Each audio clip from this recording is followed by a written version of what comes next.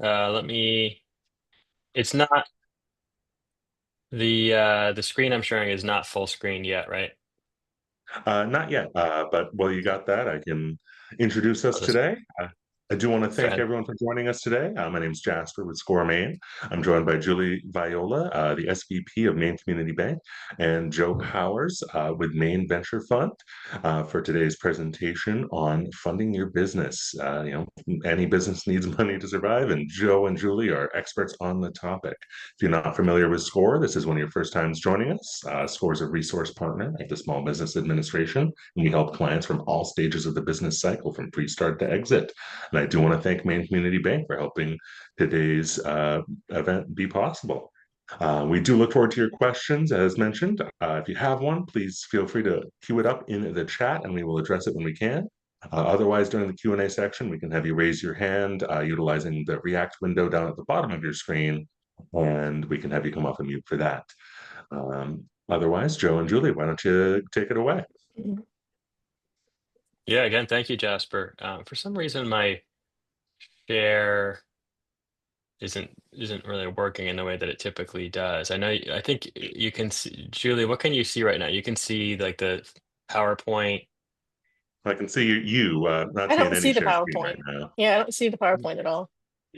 Okay, I'm seeing the bear with me one gallery second. and I'm seeing chat.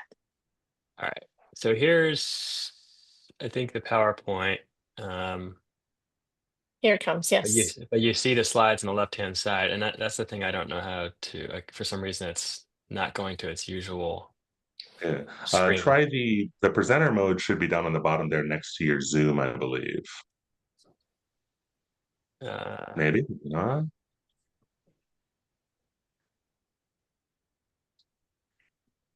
You had it this previously. is like this has never, yeah, this has never been an issue, but I don't know what's going on right here. Are you on multiple monitors right now? Sorry for the technical. No, just one. So what I usually do is stop screen sharing, enter full screen, then come back to Zoom Mhm. and click screen share Here. on the full screen presentation. Yeah. Yeah, for some reason it's not like I can't see anything else except for the presentation when I go on full screen. So I don't know. Anyway, I'll make do. I just won't be able to see the slides that are coming, or I won't be able to see, and I won't be able to see the Zoom. So Julie, if you want to just keep tabs on that as you Sure typically do will. anyway, that'd be Okay, great. I've got you there as well. All right. Probably apologies for that, folks. Let me just get us kicked off here. We do have a few intros in the chat. Andy is in the process of purchasing Dayton trailer sales in Sanford, and Lamar is in the process of starting a painting and power washing business. Excellent. Thanks for joining us, guys. All right. Yeah, and as Jasper already mentioned, Julie and myself. Julie, do you want to give just a little bit more context in terms of your background? Absolutely. I'd be happy to. Welcome, everybody. Thanks for joining us this afternoon. My name is Julie Viola. I'm a commercial lender here at Maine Community Bank.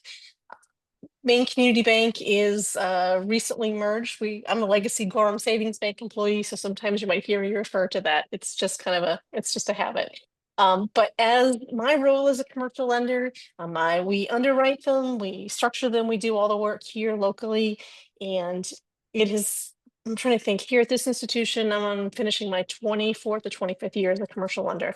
I have the privilege of managing the small business banking group as well. So we do a lot of SBA lending, FAME lending, SBA 504. So, as I will say, as we talk in different slides, there isn't one solution that fits a business because businesses are as unique as individuals. So it takes a little bit of time to get to understand the business, what their cash flows are, and what makes sense if you're looking to borrow, fund, and or grow your business in different ways. Um, I do a whole bunch of volunteering for SCORE, MCED. I'm on the board with Joe at Maine Venture.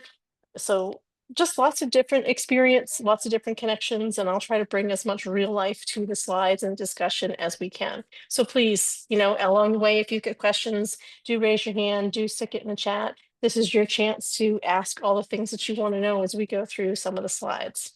lifelong Portlander, and got a lot of really interesting background with different businesses of all sizes throughout Greater Portland and Southern Maine.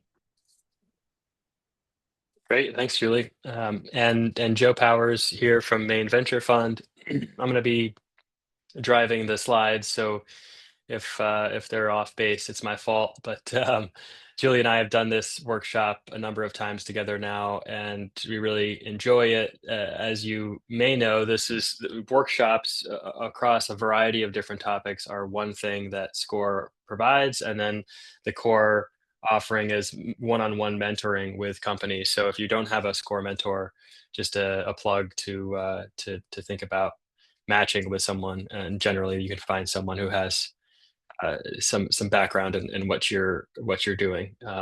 Maine Venture Fund is, as Julie mentioned, it's a state-sponsored venture capital fund. So we exist here in Maine to fund Maine-based businesses. And as Julie said, she's on our board. We tend to have a narrower focus than Julie does in her commercial banking role. In terms of the businesses that we're looking at are usually trying to grow very aggressively, maybe 10 or 100 times in size, and become the next main public company. And they're also looking to sort of sell ownership stake in their business over time. And so we'll talk more about that kind of funding. But the high level is, we're going to be talking today about lots of different types of funding. And there's different types because there's lots of different types of businesses. So not all are good fits for every business. And that's what we're hopefully trying to demystify a little bit. I talked a little bit about SCORE, and we have invited you to introduce yourself through the chat. So we'll call out a few more folks if anyone else wants to put their name in the hat, as it were. Today's format is, as Jasper mentioned, a webinar. So we're going to be mostly talking at you, but it's always more fun when hands do pop up. So feel free to interject. The things we're going to work through are startup funding, bootstrapping. If you haven't heard of that term, we're going to talk about what that is. Grants, loans, equity. These are all different types of funding. We'll talk about different sources of funding. And the last one we can tick off now, which is how to find a SCORE mentor. It's very easy. Just go to score.org and you can find your way to your local SCORE chapter and get matched if you aren't already. So I'm going to spend some time just with some background stuff. Then we'll dig into the types of funding, and Julie and I will pass back and forth accordingly. But just off the bat, we like to ground ourselves in this webinar in just a little bit of reflection around your appetite for entrepreneurship. Some of you are already well on your journey. You've been doing it for decades. Some of you are just thinking about an idea. And you're not sure whether you want to sort of take the leap away from your day job. But if you're more in that latter camp, some of the things that you really want to reflect on out of the gate are whether you can work independently. What kind of are you going to be okay essentially with the unstructured nature of starting a business? There's a lot of financial uncertainty, and the best metric for how you will manage the finances around your business is how you've managed your finances, your personal finances, or finances around existing businesses or past businesses that you've had. So think about your credit history and those types of things, and we'll talk more about that. Um, and if that's all a mess, that may be a indicator that this may not be a path for you, even though it is in popular culture oftentimes painted as very very romantic. The last piece, understanding the numbers, can't underscore this enough. You don't need to be an accountant, but you do need to understand the three financial statements and how to read them. And that's a tall order for most people. So you should spend some time educating yourself on that front. SCORE, again, is a great resource for doing that. But to have a working understanding of financial statements is going to be key for you to understand what's happening in your business and how to plan going forward. Um, there's a cliche around, how do I find the free money? And there's also a cliche that there is no free free money. All of it, including grants, come with some strings attached or some process that you need to spend your time doing to get that funding. So in all instances, you have to make that mental arithmetic of, is my time worth spending on this grant application to get this amount of funding, if I only have X chance of getting it. And you sort of, it's similarly with if you're looking for debt or equity, you're sort of making that calculation. And as you can see here, most people, they're not coming to venture funds like Main Venture Fund right out of the gate. They are starting with their personal savings. SBA is a common stop along the train tracks, and the SBA has some really great programs for buying a business. I think someone had mentioned that they're thinking about buying a business. It's got some great programs for real estate. I think Julie's going to talk a little bit more about those in a while. Banks are obviously very common, and then as you go down, more people start to branch out a little bit. They talk to their friends and family. They might talk to angel investors. There happens to be a group of angel investors in Maine called the Maine Angels, and you can look them up. Um, and as you go down, you can see it's less and less likely that you get into some of these more nichey types of investments. In fact, or funding sources. I'm surprised credit cards is so far down the list here, and my guess is that's probably actually higher. But anyway, this is pretty typical. And just to sort of now to frame up the four ways, and I think one could argue there's different categories or subcategories, but we think of this as the four primary buckets of funding. So bootstrapping, grants, debt, and equity. Bootstrapping and grants tend to be more common earlier on, maybe debt and equity a little bit later. But just jumping into bootstrapping, if you haven't heard this term before, it comes from like, pulling yourself up by the bootstraps, which, we don't have straps on our boots anymore, but the idea is, being self-sufficient as long as possible without relying on outside funding. And some people are able to bootstrap without relying on outside funding for the lifetime of their business.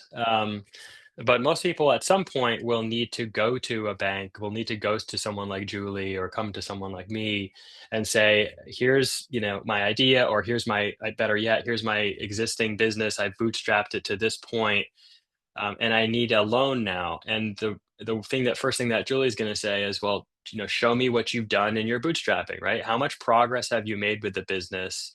Um, and and it depends on the type of business, obviously, how much progress you can make on your own.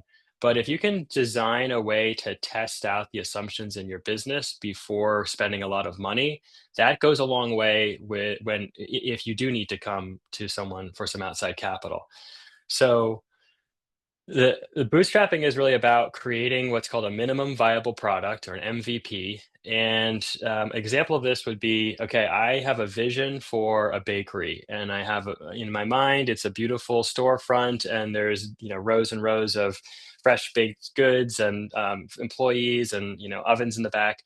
Um, and I could, that maybe that, all of that's going to cost me $1 million to get all the equipment and hire all the people and, lease the space and everything. Um, I could go out and try to find $1 million based on that vision, or I could bootstrap, which would be in this, example of bootstrapping. In that example would be, all right, I think that I make some really darn good muffins, and my family's always told me that they're amazing, and I think I can make a business out of this.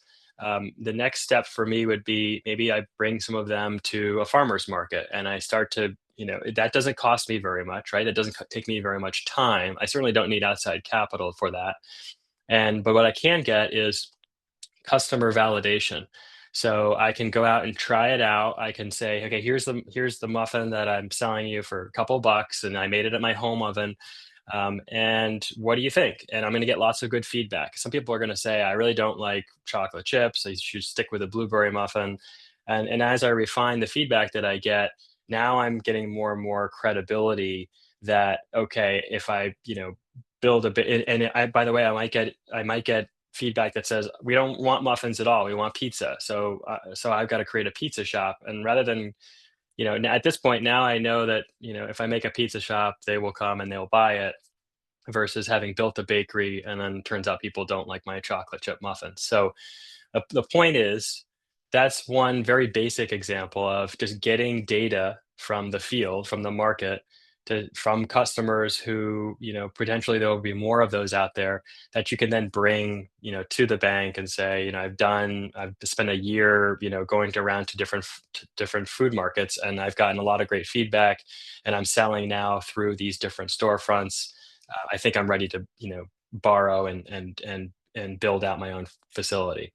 So I've given you an example as the slide has been up in front of you, but you can sort of map it onto these steps of, yeah, you're rinsing and repeating these different ways in which to test your, in this case, ingredients, recipe. Maybe it's a product, maybe it's a service.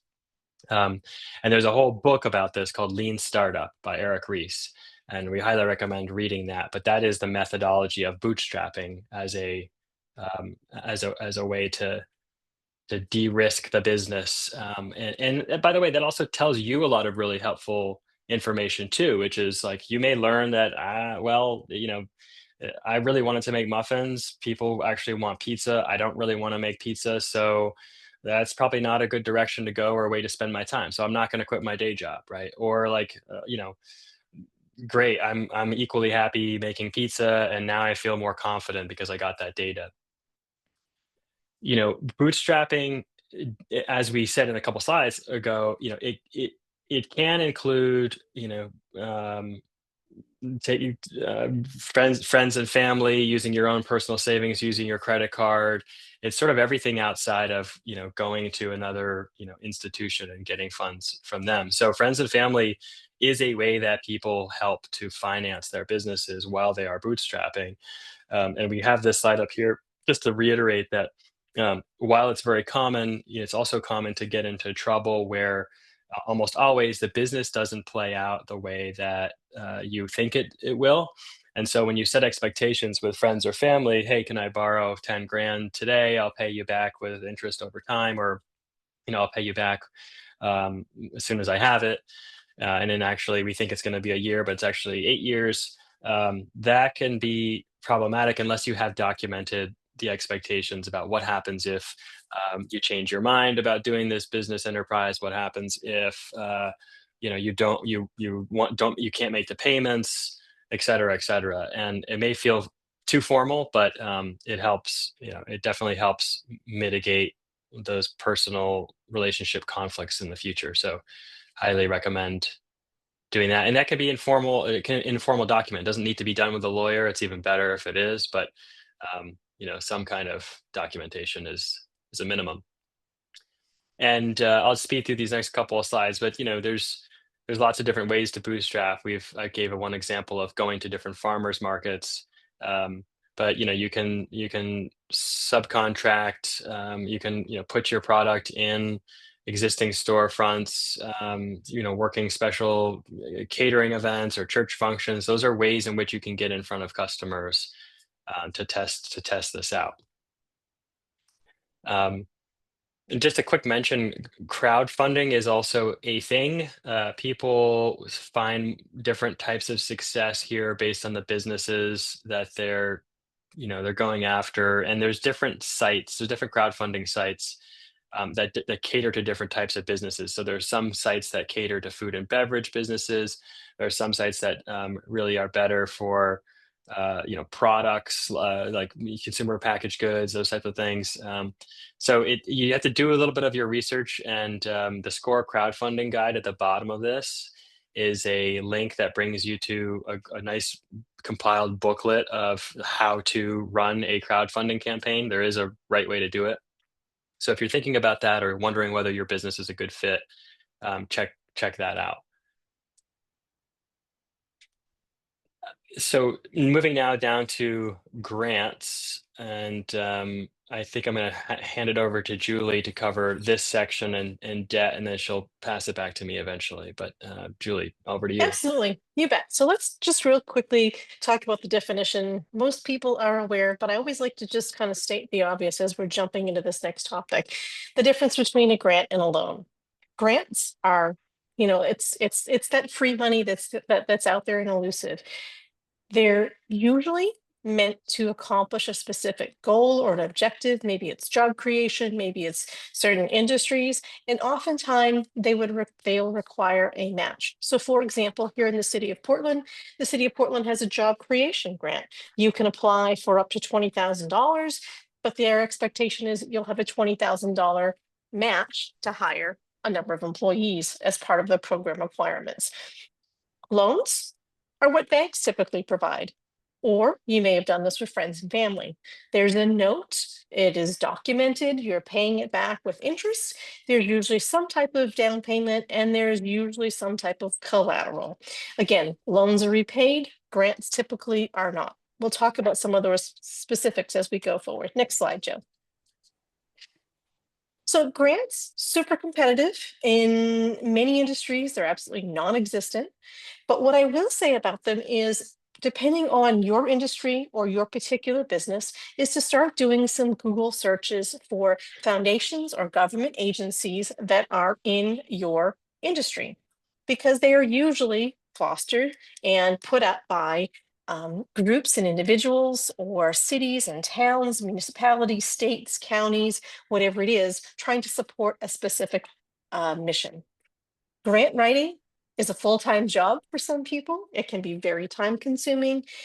But what I do say about grants, and it's something just to kind of keep in the back of your mind, while free money is a wonderful and often elusive type of venture, usually there's a hook or there's some type of looking over your shoulder. So being mindful as you're looking to find these types of free money, that it is limited, but also there are usually some type of rules, restrictions, and bookkeeping that you'll need to do in order to be successful in that kind of grant gathering. Next slide. So let's jump in, we can go to the next slide. Let's jump in and start talking a little bit about borrowing money. This slide is something to grab a great screenshot of, and Jasper will send out slides when we're done. But this is specific to the state of Maine, and I like to put this up here because so many people aren't aware of how many opportunities there are in the state of Maine.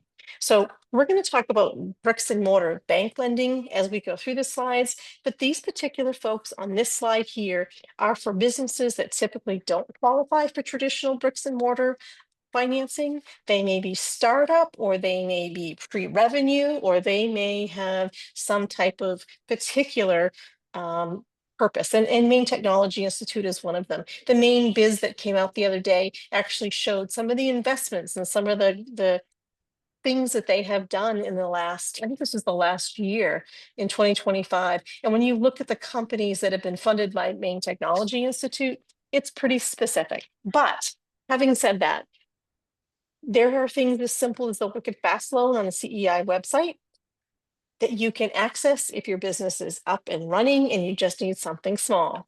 But I do encourage you to look in the community with which you are running your business, whether it's the county, the city. There may be opportunities to borrow money that is, sort of non-traditional money, or many times in my role as a banker, we're doing traditional bricks and mortar lending, but we're looking to one of the folks on this page to help us with some gap funding.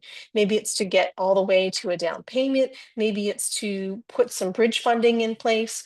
These are partners in my role as a commercial lender, but they can be folks that you can borrow directly from as well. So do keep this list handy. The next slide, Joe.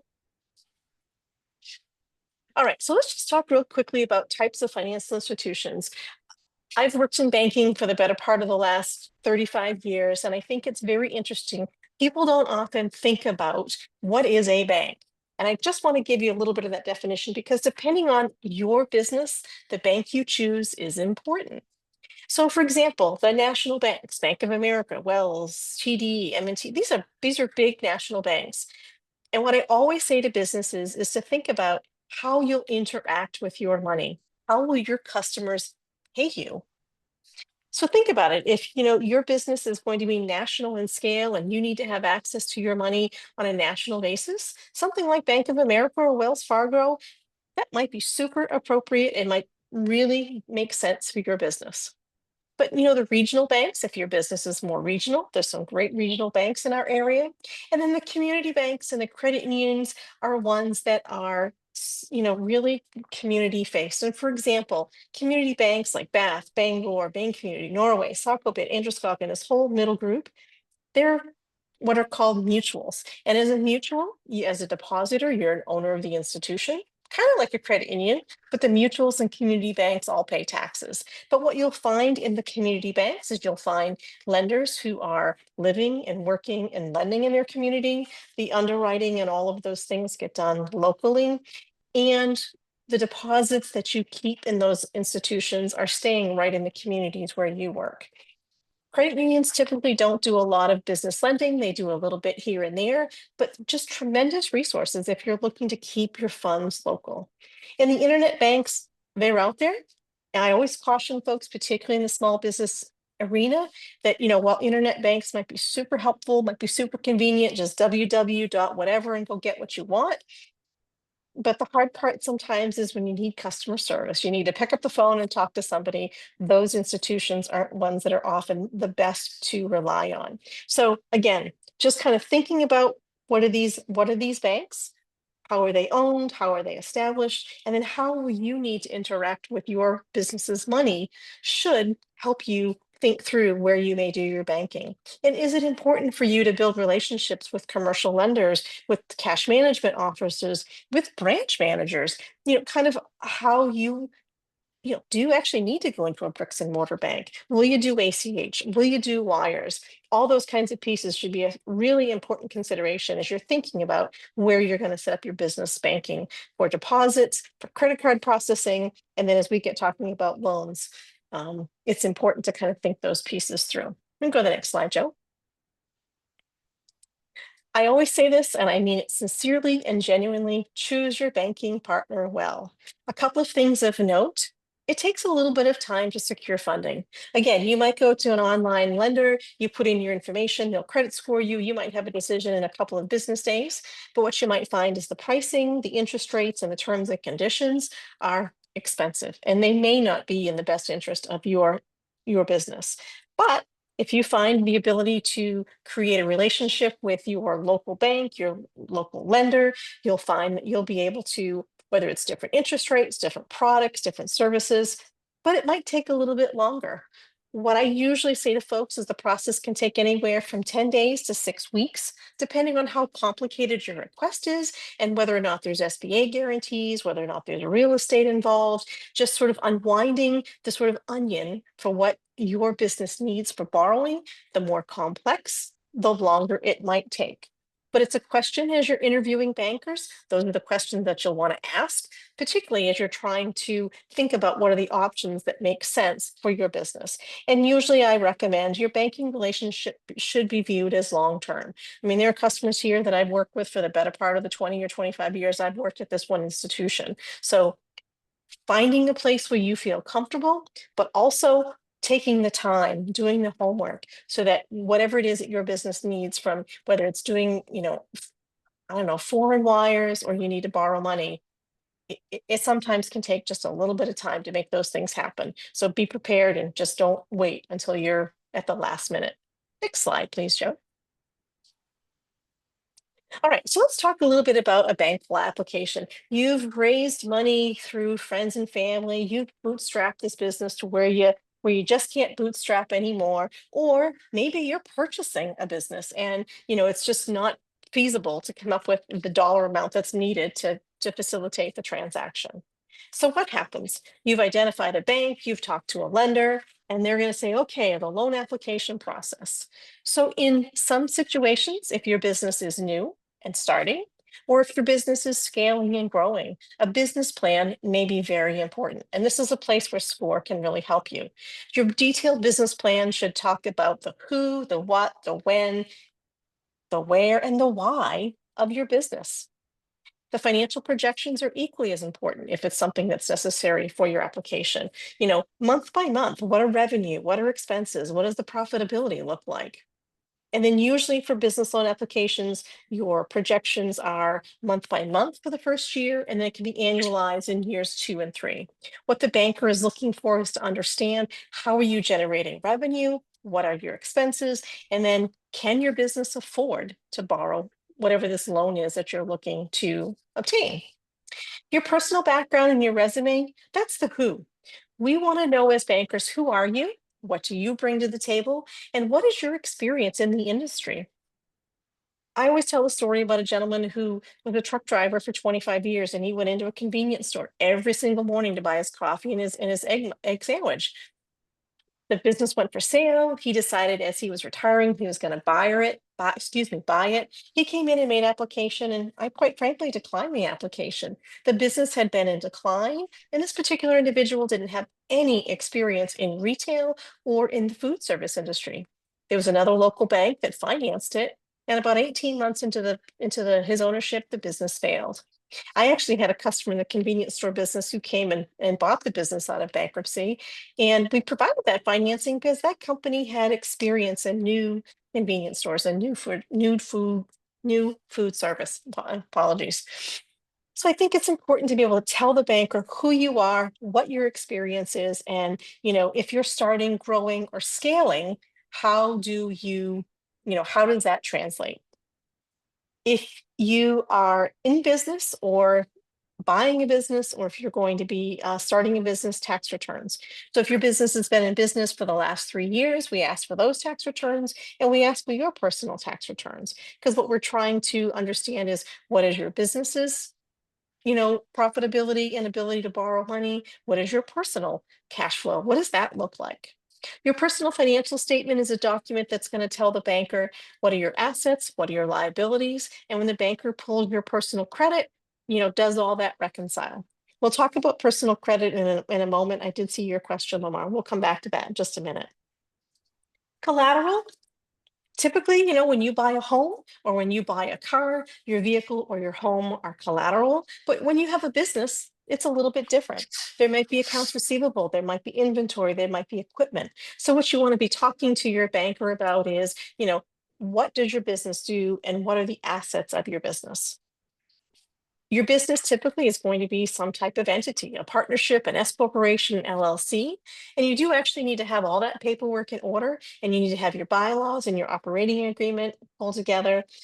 You don't necessarily always need it at application, but once your loan is approved, all those entity documents are important because your entity can't act without those documents being done. It's not a living, breathing thing.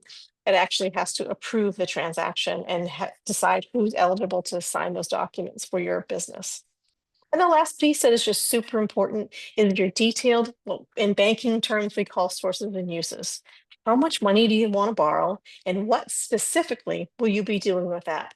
So for example, if you're purchasing a business, you may be purchasing the assets. And what are those assets? You might have a working capital need.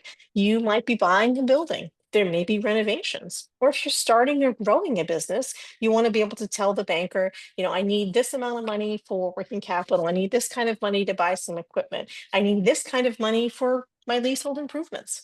But being able to document what those are and be specific is super important to help understand what is the best way to structure a loan for this particular scenario. Next slide, Joe.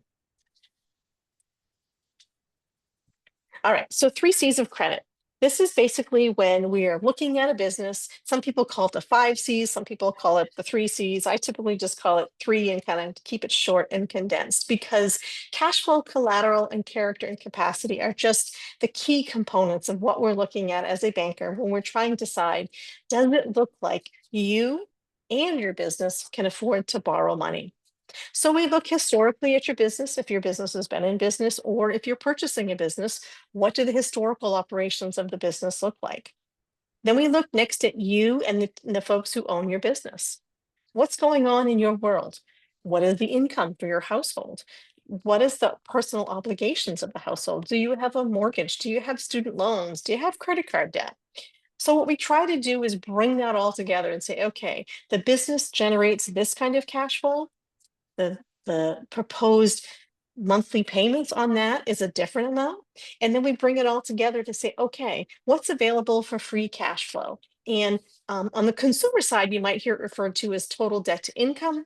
On the business side, we call it debt service coverage ratio. So what we like to see is that the business, when you take the net operating income and you add back any of the non-cash expenses, or when you're purchasing a business, sometimes there's some seller discretionary earnings that can be added back. But we're saying, okay, we add all these things together, and where is the business? If you can imagine 1-to-1 is break even, the bank likes to see the debt service coverage be 20 to 35% more, sort of that just in case money. Your business is profitable, you're going to take on debt. What is the wiggle room when you add that against the debt to say, gee, can this business really afford to take out a loan and make payments? We do the same on the personal side. What does it look like from a global basis? What does the household have to cover, and what does the business need to cover? And then collateral, we talked a little bit about that in the previous slide, but we're saying, okay, if you need to borrow $1 million for your business, or $10,000 for your business, or $500,000 for your business, what's available for collateral? Banks are not investors. Banks want to be repaid. That's how we continue to lend money out in our communities when our loans get repaid. But depending on the type of business that you have, your business might have accounts receivable. And accounts receivable is if you provide goods or services to another business and you give them terms, say it's 15 days, 30 days, 45 days, 60 days for them to pay you, that's accounts receivable. That's an asset of your business. Does your business have inventory?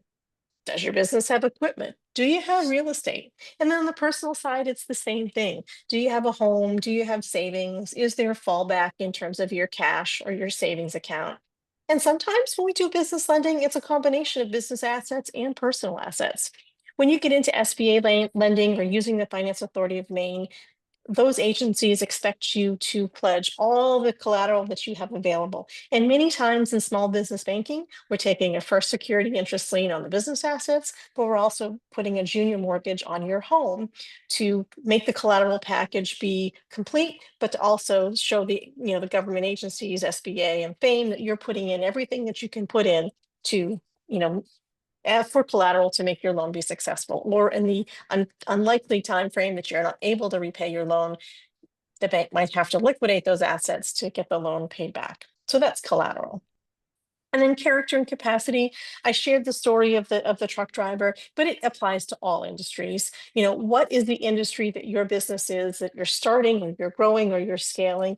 You really need to be able to tell your banker what your experience is. Have you ever owned another business? Or if you're purchasing a business, what does your life experience mean in terms of taking on and transitioning a business that's been in business?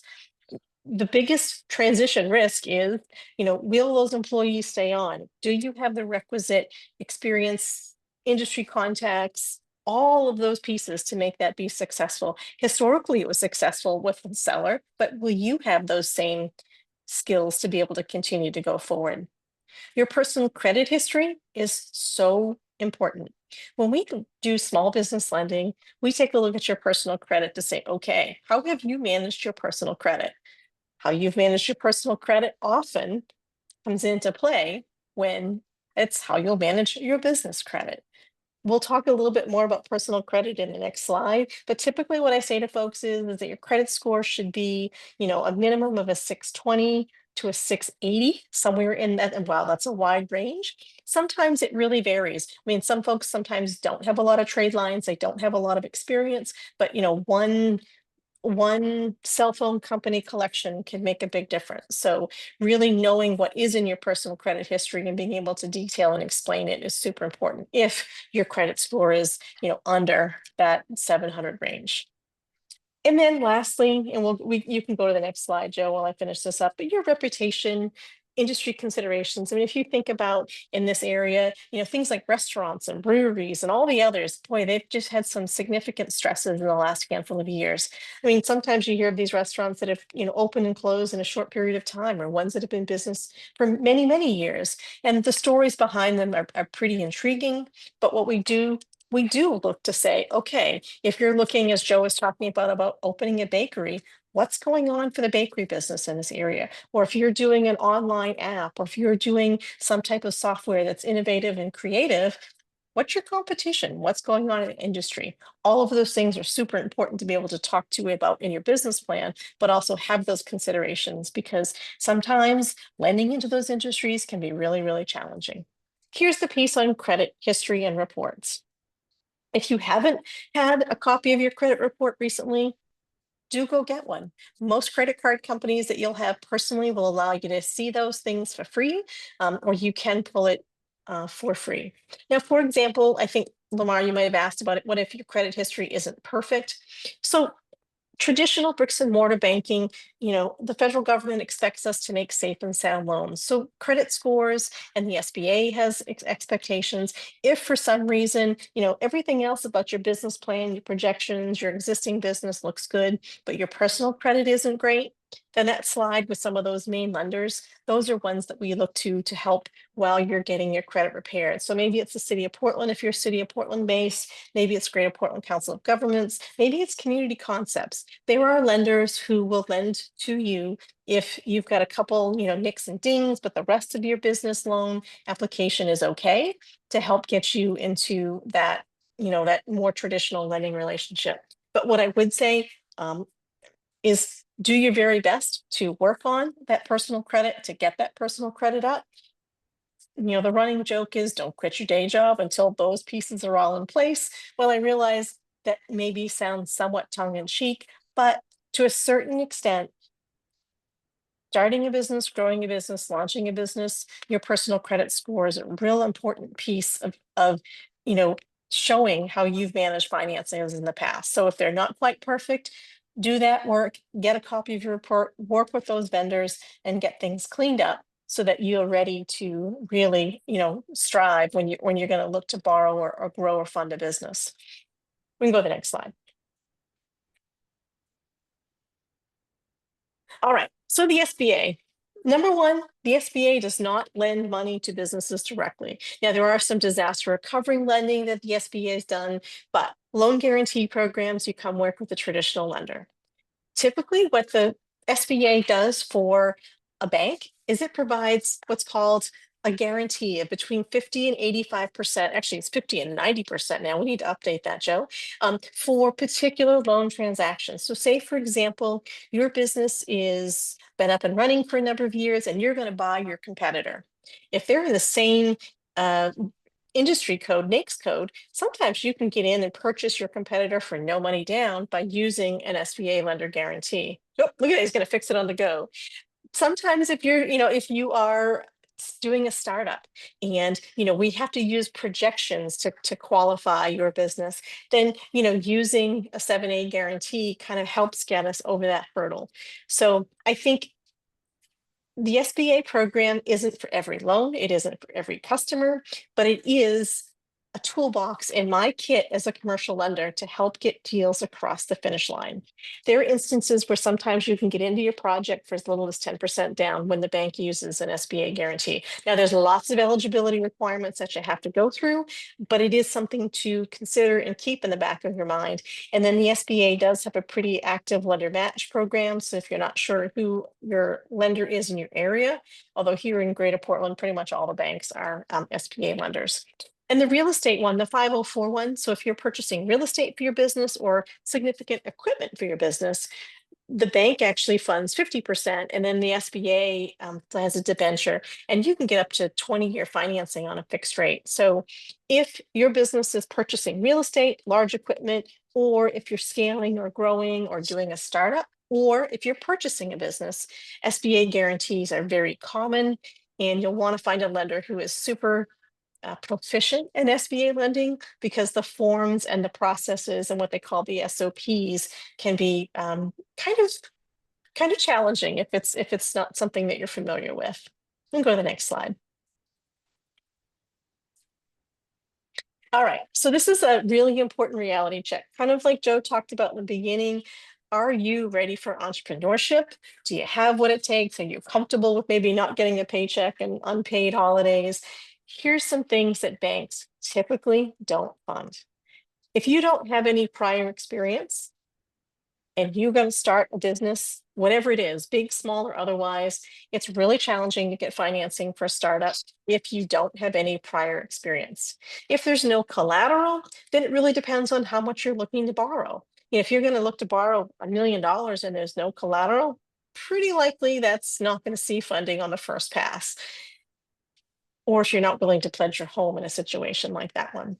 If cash flow doesn't support the debt service, so if the business's cash flows have been constrained, or if there are stories, or if you're expanding and you don't have a plan, and it just literally looks like the business can't afford to take out another loan, the best thing the banker can do for you is say, you know what, here's where you are, here's where you need to be. You really don't want to take on new debt. And those online lenders, sometimes all they'll do is just credit score you and drop a loan at double-digit interest rates. I had a customer, existing bank customer, who just didn't want to take the time to go through the process. And they went to one of those online lenders and they've come crawling back because they're at 42% interest. Yeah, you heard it right, on $100,000 loan. I mean, that should be usury. But the online lenders will do it. Person has great credit. It was easy. But boy, trying to unwind that, it's really complicated. So just think about these situations before you jump. If there's an owner payout or an investor payout, or there's stories from the past, those are things that typically just aren't going to get funded. Bricks and mortar banking, we are federally regulated institutions, and the government expects us to make safe and sound loans. And I say it all the time, and I don't mean to sound corny. I'm very sincere. We don't want to put your business into a loan that looks like it can't afford. So there's a little bit of preparation, there's a little bit of work, and there's also just really reflecting to say, okay, if I'm buying a business, if I'm scaling a business, if I'm growing a business, I'm starting a business, whatever the situation is that puts you in the need to borrow money, you want to make sure that it makes sense for your business. I didn't catch that question about reaching out to the SBA. I mean, oh, yeah, I mean, there are some credit unions that do SBA lending. And again, you want to talk to your credit union to find out if they do SBA lending. Um, Most business purchase and sales, there's usually a collateral shortfall. So, I mean, you're buying a business that's been in business, depending on what you're getting as part of the purchase and sale, there might be some collateral. But oftentimes when you're buying a business, you're getting the goodwill, you're getting the name. And it's challenging sometimes to finance when again, transition risk, do you have the requisite experience to be able to carry this out and make it happen? And so many times when a seller is selling, they don't really have any debt or any other obligations. So now you're taking a business that's operated without any loans and putting a loan onto it to buy it. That can sometimes be rewarding, but can also be challenging in terms of making it all happen. So what I would say is you want to work through with your credit union to see what their appetite is, what the dollar amount is. But if for some reason they come back and tell you that they're not an SBA lender and that there isn't enough collateral, or they just can't get to yes, then you probably would want to find yourself a bank that does SBA lending to help navigate it. No two situations are the same, and I can't kind of imagine exactly what your proposition looks like, Andy, but I think it's case by case scenario. So we can go to the next slide. All right, I've talked a lot. I think what we will do next is we will jump in. I think Joe is going to talk a little bit about equity. Thanks, Julie. Yeah, so the equity piece at the end here is relatively brief, and that's kind of right-sized to the number of companies that end up taking equity. So let me just back up a second. If if you aren't able to find debt because of any of the reasons that Julie mentioned, sometimes companies that take equity are simply just too early for debt, right? They don't have that cash component of the three C's. They don't have cash flows. They've got maybe a great idea. Maybe they've done some bootstrapping for a little while and they've got a product, but um, it's still going to take some significant cost to get it to marketplace. Those sometimes can be opportunities for equity. Equity is defined as taking in money in exchange for part ownership of your business. So you're selling part ownership, and with that, you're selling not only sort of the commensurate share of future profits, but also decision. You're bringing someone in to help make decisions on the ownership level. Um, Equity investors, for their part, are investing because obviously they, see a lot of potential in the business. They may have a particular passion for the business or an expertise themselves that they think they can contribute to the decision making mix. And importantly, they are looking for a return on that investment at some point down the road.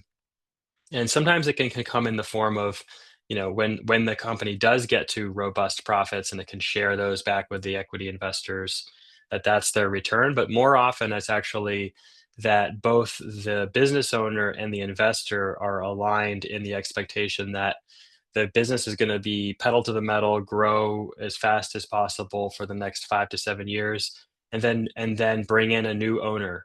At which point the investor, takes their money and goes on to the. I'm sorry, the founder takes their money and goes on to the next thing, and the investor takes their return, and the company continues on, but under different ownership. And that expectation of selling the company is not is can be, complete anathema to some founders. In other words, hey, I started this company because I want to work for myself, and I want to keep doing that, and I want to pass it down to my kid, and so on. And I don't want, someone sharing in the decision making. So for those are the primary reasons why equity doesn't make sense. And then, the other piece to it is, yeah, just sort of like um, this shared decision making model, while it doesn't require you to make monthly payments like it would if you had debt. It's a very integrated, much more integrated with the investor than other forms of funding. So the types of companies that do end up taking equity are, technology companies, a lot of consumer packaged goods companies, companies that are trying to grow nationally or internationally in size. And as I mentioned at the outset, might be aspiring to become a public company someday, with thousands of employees. So those are the types of companies that equity investors tend to like to get behind. There's no, one type of business isn't better than the other. So if you're thinking, well, I don't really qualify for debt in the way that Julie talked about it, it doesn't sound like, that the expectations that Joe set on the equity side are very intriguing to me because I don't want to share that decision making. Then you're, back to, how do I creatively bootstrap friends and family?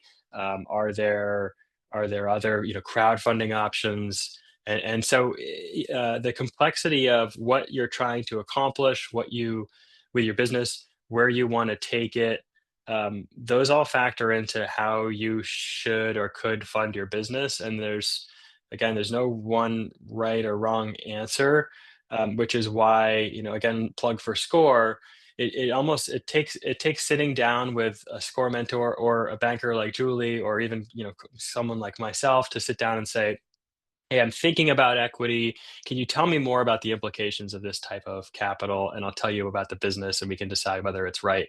And it's very normal to take, some repetition to go talk to folks and kind of see where that funding source may lie. So it's very difficult to say, this type of business is, perfect for this type of funding. It depends on all these different factors. I think I talked about most of the things in this slide. So I'm going to go to the next. I Hey, mentioned Joe. this P. Yeah, please. So there's a question in the chat that probably is maybe a good time to interject. Is there a company structure that better enables equity investment? Hmm. Typically, equity investors are looking for C corporations. That tends to be versus LLCs, and it's totally fine if most businesses will start as LLCs and then will change over to C corp once they start taking on outside investors. There are several reasons for this. and it's not like anything, it's not universal. So there are some LLCs that take on outside investors, but the benefit of a C corp is that you can have different tiers of shares. So as a business owner or as an employee, you might own a certain type of share. As an outside investor, you might own different types of shares that allow you those different decision making rights. And most investors sort of want those decision making rights. There's different tax implications for the two. So, you ultimately you want to talk to a lawyer to get their feedback, but that's, by and large, generally the way it goes. There are other entities like C corps, and of course, there's nonprofits as well, and there's lots of different ways to form your business. So that's something that you would nail down in the beginning based on what you foresaw in terms of your funding, and again you could change it over time as you needed to. So for the documentation, this is sort of a follow-up on the comment that I made earlier around taking money, capital and money, exchangeable terms there, from friends and family. In this case, you're taking it from an investor, whether it's your wealthy aunt or a fund like Main Venture Fund. And there's lots of documentation that goes with it. You can rest assured that a lawyer will have reams and reams of documentation to define all of these things, but the core components of it are, what's the role of the investor now that they have made the investment? Where do they make decisions or share in decisions? What is that exit strategy? What, in other words, that sort of event where the business is sold, and how do investors get their money back? How does the founder or the entrepreneur get take their money off the table? How can you as an entrepreneur buy out the investor at some point in time? Can the investor fire you if you're not doing a good job? What does good job mean, right?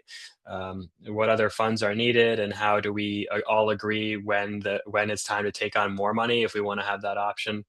There's a book similarly to Lean Startup that I mentioned earlier. There's a book here called Venture Deals, which is um, pretty accessible to anyone, even if you don't have a venture background, but it's written for the entrepreneur who isn't a venture investor to be able to talk to venture capitalists and negotiate terms, based on this sort of jargon that is venture capital. So it's a good like Bible dictionary, for you to sort of get get comfortable before you go and have those conversations. And of course, your lawyer will help demystify that jargon to some degree, but just like financial literacy, right? The more you're self-sufficient, the better off you'll be.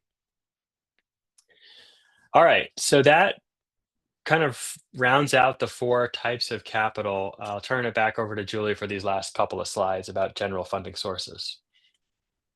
Yeah, we put a slide together kind of a while ago to sort of give you a little bit of perspective about just sort of the flow, and then, what else is out there. And I think you're doing business in a really unique place. Maine has such great connections and such great access to people, places, and things. And if you haven't checked out websites or visited some of the places that are on this slide, take some time. Instead of doom scrolling, take some time and check things out. Anywhere from, again, the Main Venture website that Joe works so hard with, to, the Finance Authority of Maine, to some of the organizations that bring together folks, whether it's Startup Maine, whether it's SCORE, Maine Center for Entrepreneurs, and then some of the incubators that are going on in this area are pretty amazing. And the university system has got some really great stuff going on. There are free classes, oftentimes there are cohorts, there are things that you can get involved with, from the Emerging Leaders Program through the SVA, to find others that are doing things that you are doing similarly, or maybe completely different industries, but it'll get you a chance to kind of pick your head up out of your business and look around to see what else is going on for opportunities and access to capital, as well as just general networking to, improve your skills and abilities. Being an entrepreneur can be a lonely place sometimes, and taking advantage of some of these great resources often connects you to places that you didn't know. And, they're pitch competitions. Our launch pad is on October 21st, I think. I think this next week we'll be announcing the finalists that'll be pitching. They're in Greenlight, Maine. There are some great places where you can go hone your skills, raise some free money, grant money, but get access and exposure that you never would have if you just kind of stayed, working at your computer. So this is a great slide of folks that are in Maine who may be able to help you grow or scale or connect your business. Next slide, Joe. All right, and then here's sort of the we call it the small business funding guide. Although small business is just one of those things. It's kind of misunderstood. But basically, I think the federal definition of it is if your business has less than $10 million in gross revenue. But what we try to do is kind of break it down in terms of the amount of money that you might look to raise. So whether it is bank loans, whether it is angels, whether it's venture, you'll get just a little bit of idea of some of the pieces that are here. And what I always say to folks is always talk to a traditional lender. Talk to somebody to say, hey, this is what I'm looking to do. This is how much I think I want to borrow. I get super passionate about when people say, access to capital is challenging.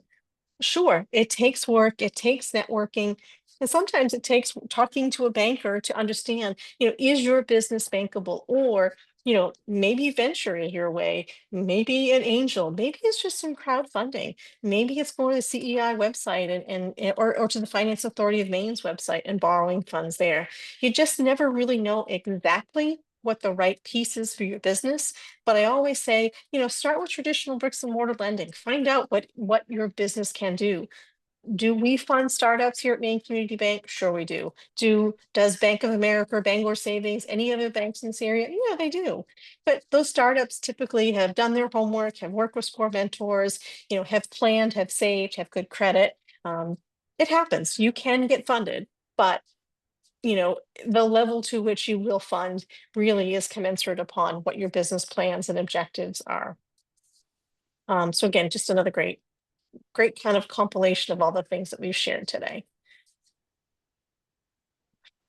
So, in conclusion, businesses need outside capital to grow. One source, often people rely on, maybe it's their home equity, maybe it's a credit card. And if you can get favorable terms, I had someone tell me yesterday, I was working with the SBA, their Boots to Business, their veterans education program. And I had somebody tell me that they have used 0% credit cards to fund almost all of their working capital, almost all of their equipment purchases over the last 3 years. And I'm gonna have to tell you, I'm pretty impressed that they were able to leverage something like 0% credit cards to do it. But he was at the point where he actually needed a traditional working capital line of credit because his business had seasonality. So, getting creative, leveraging the upsides, minimizing the downsides, where you can bootstrap, but have those conversations, understand what your business needs, understand how your business is going to interact with cash. If your customers are expecting credit terms, or if you're going to have monthly recurring revenue from your business, that kind of dictates how you'll structure your cash flow and how much money that you will need to make payroll or pay rent. So, thinking about, if you're bootstrapping, that's all your money, those are your decisions. Maybe a 0% credit card works for a certain amount of time. But when you start borrowing money or seeking equity, or friends and family, then there's a little bit, there are some additional risks and potentially a little bit less control you have on your business. So being able to think through all of these things and working with a SCORE mentor, they can help you navigate some of this as well. But I'd love to say bootstrap to the maximum.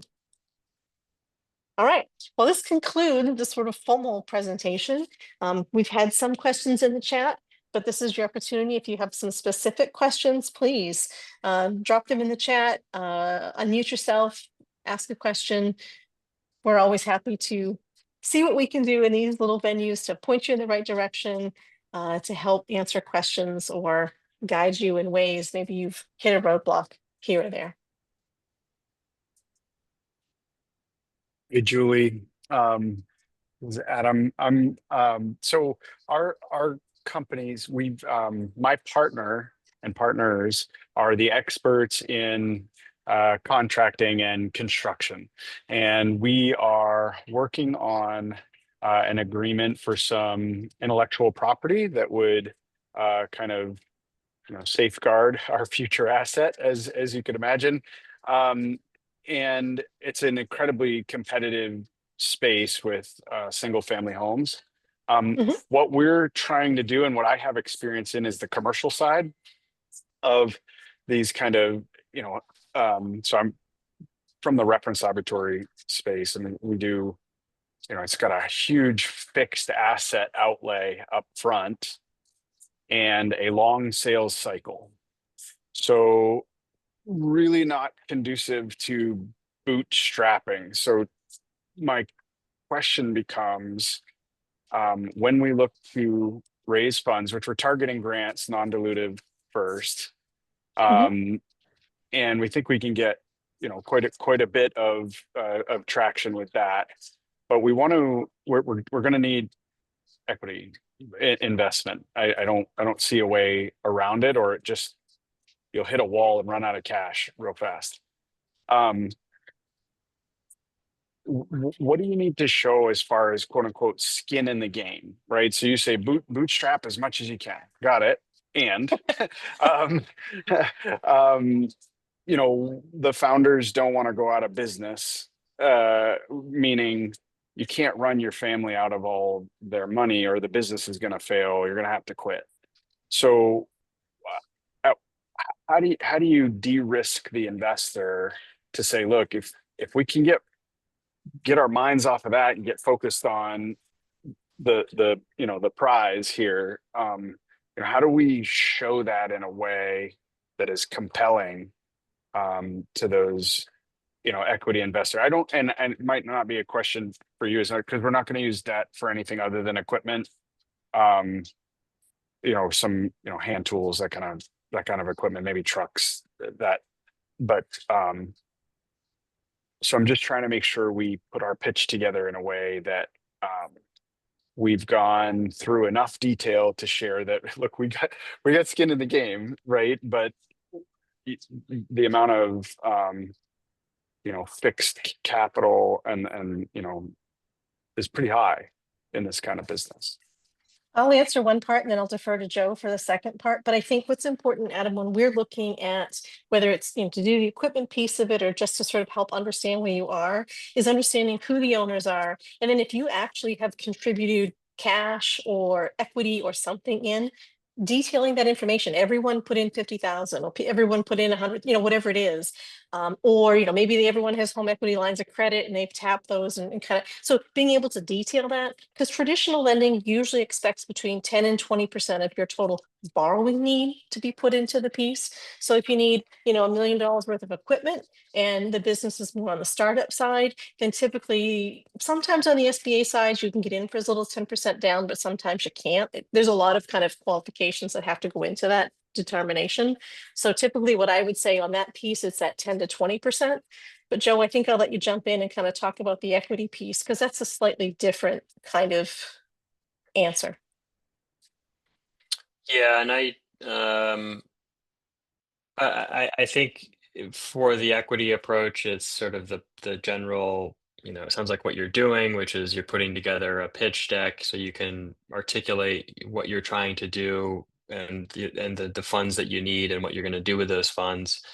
Um, I think based on what you described, it's there's for large capex projects, there tends to be mostly debt as you describe, and then there's an equity component to it. So there's sort of a capital stack, and there may be some other stuff in there too. But it's a bit of a herding cats, right? To get everybody around the table at the same time around the terms that make sense for them and their respective pools of capital. But on the equity side, it's really first and foremost about how do you find what's called a lead investor. And forgive me if if you've been in this space before and you know this stuff, but just at a very high level, like the lead investor is going to is going to negotiate the terms of the equity with you, and then you'll have a term sheet in your hand that's a few pages long that you can bring to other equity investors who will join the round. And there usually is, 6 to 10 different equity investors who all invest on the same terms based on what you negotiated with that lead. So it's a bit of a roadshow, as they say, where you're talking to, it's not unusual to talk to 100 equity investors to get one to say yes. Um, but you can better those chances by starting out by doing some research. Like, is this investor in the space that I'm in? Are they typically investing at the stage that I'm looking for? So you're not talking to someone who invests in food and beverage companies if you're building, you know, infrastructure for manufacturing, for example. So, other than that, specific guidance on like how to hone your pitch. I think, you know, there are investors, hopefully some friendly investors out there who you're connected to who would be happy to review a pitch deck. I'm always doing that on behalf of various folks in Maine who just want some eyeballs and some regular feedback before they go out for their formal pitch. So think of us as a resource for that if that's of interest. Yeah, Joe and his There's a team. I say I'm Joe and curious. his team are the I'd say the main friendlies. I mean, I think it's important to be able to, that space and venture can be a kind of I don't want to say a scary place, but I think we are very fortunate here in Maine to have Maine Venture as an asset to pitch those ideas and see, particularly if your business is Maine based. I definitely make that connection. And I do see the question, Andy, is there a noticeable difference between terms and rates between banks and credit unions? My answer would be it depends. It depends on what you're seeking, and it depends on whether your credit union is truly does commercial lending. So what I would say is understanding kind of, are you talking to a commercial banker or are you talking to a residential or consumer type lender? I lost a deal this year, straight up. Customer I've worked with for a really long time was going to buy a building, grow his business, and he had connections with his local credit union. They did his homes and his home equities, and he went in and told his mortgage lender what he was up to. And they said, oh, okay, we'll do the same thing for you on residential consumer terms. I almost fell off my chair. It's not something that we normally see. They offered him 30-year fixed rate to buy a commercial building. Now, again, I don't know how that particular bank does its profit and loss, but that's not something that traditional bricks and mortar lending does, because it's not the best way for a commercial building to be financed. Because if you think about it, when you're buying a business or you're buying a building, there are so many different considerations, and 5 years can be a really, really long time to have a loan. 30 years, I mean, that's almost unthinkable to have that for your business to be a loan like that. So I think it really depends on how long you're looking to finance and how much you're looking to borrow.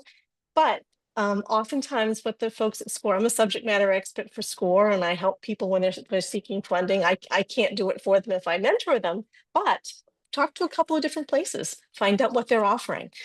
Conventional rates are 5 to 10 years. Yeah. So if you're purchasing a business and the purchase price is around 450,000, typically what I would say to you as a traditional lender, you want to try to see if it'll cash flow in 5 years.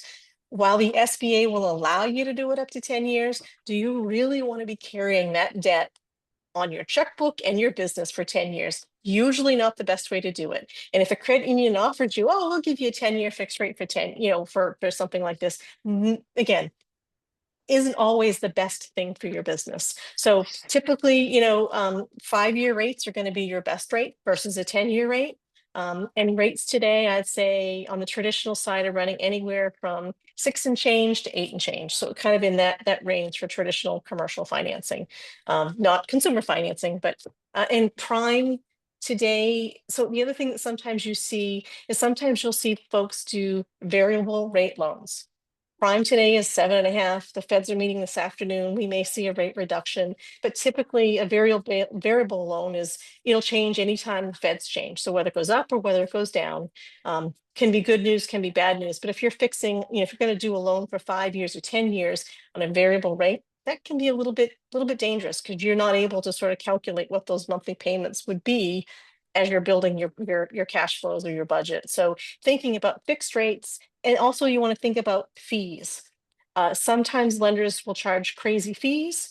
If you're doing SBA financing, there are fees right now with SBA loans. So you really want to know, just like in a consumer loan, you really want to know what is the total cost of borrowing. Do we need appraisals? Do we need a business valuation?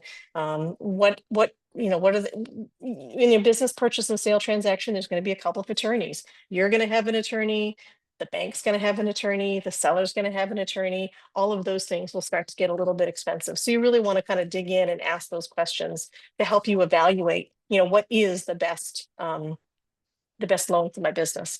But I would encourage you to look and say, historically, could this business cash flow on a 5-year loan? Could your 5-year fixed rates typically going to be your least expensive? But it's also set your business up to be successful. So, and you want to ask for no prepayment penalties as an example, because if you can get your loan paid off early from cash flow, hooray, now you're moving forward. So there's a lot of nuances in commercial lending that you won't see on the consumer side. Fees, prepayment penalties, all those kinds of things and then the cost. If you're using SBA lending, there is an appraisal on the business, just like there would be on real estate. Legal fees, all those things can kind of start to ante up the closing costs, if you will. Great questions.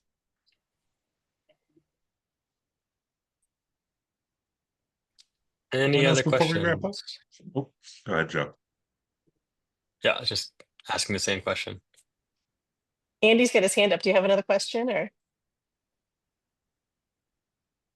you're You're on mute, muted, Andy? Andy.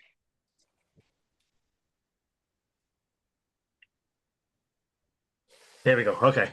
Sorry. I'll make this one quick instead of typing it all out. The last question I have is I'm going to be pitching to friends and family for financing to help come up with the money down so I don't have to take the full amount out on refinancing my house. Doing that, I read up about there's contracts you can sign up for with family and friends for investing and terms and all that. Is there a place where I can look at what is like a common investment agreement between friends and family? So that obviously it could be different than if it was a complete total venture investor or not. There might be some online resources, Joe. I don't know if you have any, but I'm going to advocate that you do talk to your attorney. I know that might sound expensive, but when you're getting into contracts with friends or family or with others, document, document, document. That's all I can say. I can't tell you the number of times in my 30 some odd years of finance when friends and family gave money, invested money, and things were not documented, or they used an online something to do it, and those online somethings didn't comply with state of Maine law.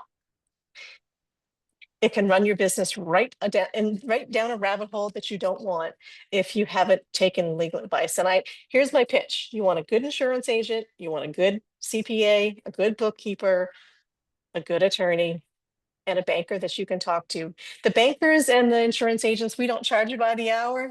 Your CPAs and your attorneys do, but it's just really sage advice to bring in legal counsel when you're doing those things, because the laws in the state of Maine might be different than something you're going to find online. Joe, I don't know if you have anything else to share on that piece.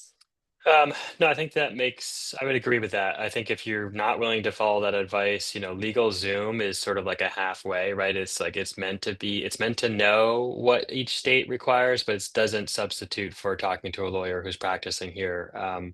But they might have some free templates depending on, how high level you're going to get. There's also the National Venture Capital Association, which tends to be templates for venture funds, but there's a lot of free templates there that you could take and maybe edit and then put in front of your attorney, just to minimize the amount of work that the attorney is doing. So those are different options to think about. I would definitely suggest start with like taking a swing at it based on what you can Google, and then put that in front of your attorney, and he might or she might just say, this is we're going to throw this out and start fresh. But they also might say, this is actually, you can use this and just, tweak this and this. Gotcha. Okay, thank you for the info. My attorney right now is my brother, who lives in Florida, but has There you go. Maine law he practices. So I'm trying to do as much work as I can on my own without having to rely on him a lot. Yeah. Yeah. So I will definitely do that. I'll find a way and get a template, send it down to him, have him research it. And that way I know it's set. Thank Yeah. you. You're welcome. Great questions today. And Joe, I'm assuming that that main technology link was in response to Gary there, looking for Yeah. funding for a consumer product. Yeah, we also have, I believe we have one of our MTI funding and programs workshops coming up too. So keep your eyes peeled for that. MTI is great for consumer funding and product and development. They're a completely invaluable source here in Maine for things like that. Huge. Okay, before we wrap up, are there any other questions? Well, I do want to thank everyone for attending today. If you do have any further questions, I'll include some ways to reach out, as well as I would recommend you sign up for Score Mentor if you're not already working with one. It's just as simple as heading to the homepage where you signed up for this workshop, putting in your zip code and a little bit of information about your business and what you're looking for help with. I will be set. Keep your eyes peeled. Excuse me. For a message from me, Jasper from Score Maine, with a link to today's recording as well as the slides from today. It'll also include a link to sign up for a mentor, as well as a survey that we really appreciate you filling out. We take your feedback seriously. And a quick plug, if this is your first time joining us at a SCORE workshop, we're a nonprofit partner of the Small Business Administration that offers confidential one-on-one mentoring, whether you're struggling or growing your business. I already plugged how to sign up for a mentor, and I'll include again a way to link to it.